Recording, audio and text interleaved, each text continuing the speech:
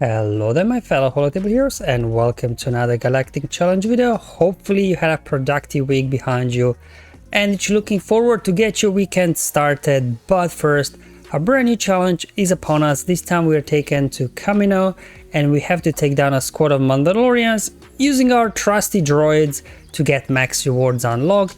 Today's challenge, relatively easy compared to the last few challenges we had. I was able to get full max rewards on autoplay even without using Galactic Legends, so hopefully you should be able to secure that red crate today yourself. As always, I'll cover first the modifiers and defeats, then show you the battles. YouTube chapters will be below as usual. Only 2 battles needed today, just because one of the feats there is an undersized one, so it's not technically possible to get all feats done in a single battle. Okay, let's review the modifier basic training for Kamino. It's quite a lengthy one, but essentially we have a couple of ways to gain stack of morale, and then for each stack we get some nice boosts across the board. Namely, today what will come in handy when we are doing the droids one is the extra tenacity that we do get for each stack of morale, so that our droids don't get dazed, so we can keep running that turn meter train. And then in the second battle I'll be using Imperial Troopers. I should have probably said spoiler alert, but anyway, Imperial Troopers, because this stack of morale counts as a buff, which then under Veers lead and Pied there, you just get basically infinite turn meter. Enemy never takes a turn as soon as you get your first turn, so it will play nicely with Imperial Troopers as well for the undersize feat.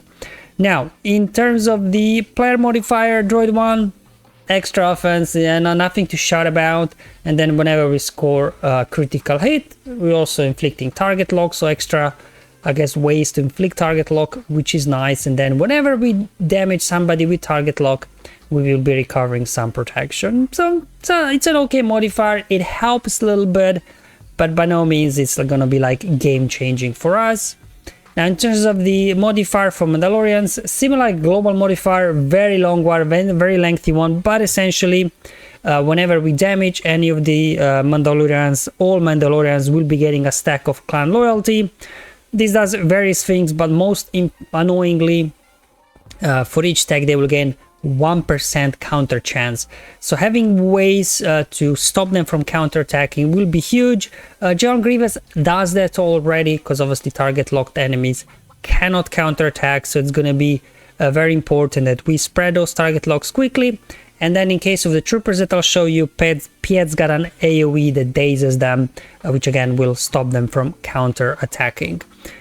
So that all the modifiers that we have for today. So let's look at the feat stacks. It's a droid challenge, duh, right? So we do need to complete a battle with full team of droids. We also have to gain 30 critical hits. It'll just happen, you don't have to worry about it. And finally, the undersized feat. You can pretty much do it with anything, to be honest. It's just whatever you've got. In my case, I just did it on troopers. It was really fun. I just hit kind of auto basic and got it done there.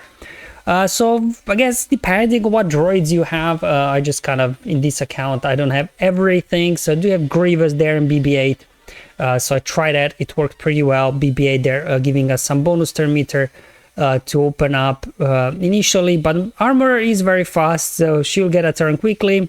Gonna wiggle with there with BB-8, so he gets a taunt, so then armor with her mass assist nukes BB-8. Then we get a turn, do an AoE, hopefully get some target locks out. Let's go ahead and dispel those buffs, get a stun there over on Paz, and now we kind of spread target lock on everybody, and we can pretty much at this point hit autoplay, just put a target there on armor, so she gets target locked as well. We got now target lock on all 5 enemies, which means they cannot counterattack. Also, because of all those stacks of morale, we were able to resist the AoE daze from Bo-Katan. Armor is down. We are totally running turn meter training on these guys. They can't really do a whole lot, to be honest, without their counterattack and everything. There we go. Down goes the last Mandalorian. So pretty much after initial setup, full autoplay, and we got these feats knocked out. So that was the droid one, and as well critical hits. For the second battle, as mentioned before, I'll be doing troopers. You need a pre-taunt in there, so just bringing short trooper, but I guess could be any pre-taunt, because they'll, as you've seen, Armorer and her Mass Assist will just nuke somebody out of the gate. And then bringing in Veers and Piet for the Terminator training combination with as well Morale. And finally, for that final slot, bringing in Stark because he's got a Dispel. I guess Scout Trooper's got a Dispel, I believe, as well. And also Death Trooper. But I do like Stark in there because anytime he gets a turn, he's also removing a little bit turn meter from the enemy, so just preventing them from getting a turn.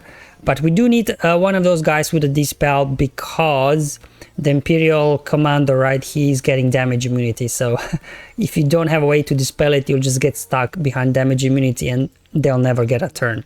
So you can see your pre-taunting tank just gets nuked. And then I'm gonna go ahead and drop a daze here and put their Imperial Ambition over on Stark.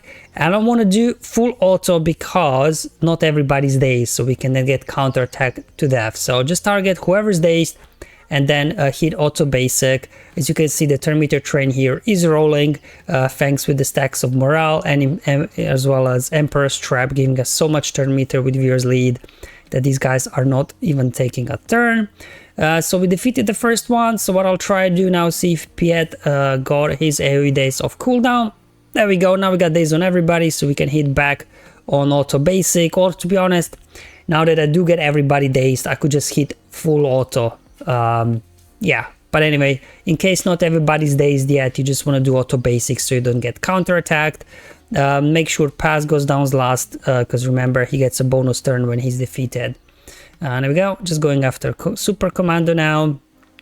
Now the damage immunity will pop, and that's why you have to have a Trooper with a Dispel, get that off, get him down, and I'm just gonna go ahead and hit full auto, and we should be good to go here. There you go, guys. Red crate unlocked. Mostly autoplay, I guess. There was a little bit of setup going, but at least, you know, you don't have to worry too much about with the gameplay. You just have to set it up in such a way, and then you should be good to go again. Probably many ways to get this done today. It's not the most, I guess, challenging challenge today. I've seen people even doing it with Sortie Lead and the Droids, but I guess General Grievous, you know, is more accessible team, as I've shown you this account. That's the only one I have built up. And then in terms of the Undersize, you know, plenty ways, I guess, to get it done, as long as you have a way to kind of negate those counterattacks. I did it with Troopers, but again, I've seen some people in Discord mentioning they also done it like with Treya Lead, right? All those attacks out of turn, enemies are hurting themselves, so you can then quickly finish them off. So that could be another option, or of course, you know, probably many Galactic Legends can get this done as well, the Undersize fit. Alright guys, thank you for watching. Hopefully this video was useful and helpful, just showing you how I got this on autoplay without much of a hassle really. Max crate secured. We'll see how Monday's challenge will treat us, but until then, have fun, enjoy life, and may the RNG be with you, my friends.